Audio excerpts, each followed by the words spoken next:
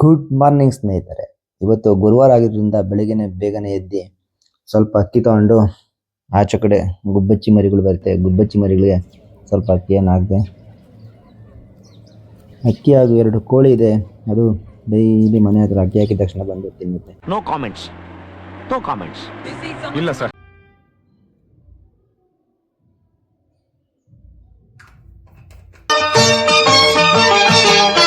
ಗುರುವಾರ ಬಂತಮ್ಮ, ಗುರುರಾಯರ ನೆನೆಯಮ್ಮ.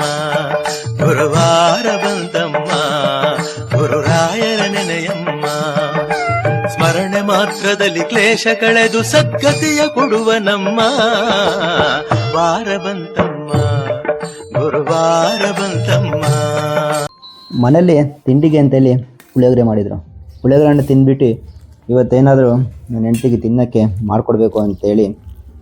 ಹೂ ಸ್ಟಾಪ್ಡ್ ಯು? ನಿಮ್ಮನ್ನ ತಡೆದಿರುವವರು ಯಾರು? ಫೈನಲಿ ಇವತ್ತು ನನ್ನ ಹೆಂಡತಿಗೆ ಏನಾದರೂ ಮಾಡಿಕೊಡ್ಲೇಬೇಕಪ್ಪ ಅಂತೇಳಿ ಗೋಬಿ ಮಂಚೂರಿ ಮಾಡೋಣ ಅಂತ ಹೇಳಿ ಹೂಕೋಸನ್ನ ತಗೊಂಬಂದೆ.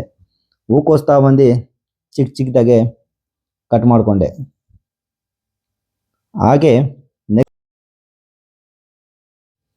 ಕಾರ್ನ್ಫ್ಲವರ್ ಪೌಡು, ಶುಂಠಿ ಬೆಳ್ಳುಳ್ಳಿ ಪೇಸ್ಟು, ಧನಿಯಾ ಪುಡಿ, ಖಾರದ ಪುಡಿ, ಉಪ್ಪನ್ನು ಹಾಕ್ಕೊಂಡು ಕಲಿಸ್ಕೊಂಡೆ.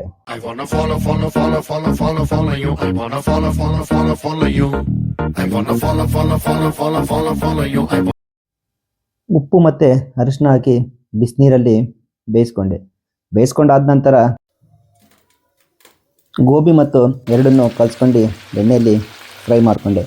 ಎಣ್ಣೆಯಲ್ಲಿ ಈ ಥರ ಫ್ರೈ ಮಾಡ್ಕೊಂಡು ಈ ರೀತಿ ಗರಿಯಾಗಿ ಕ್ರಂಚಿಯಾಗಿ ಫ್ರೈ ಮಾಡ್ಕೊಂಡೆ.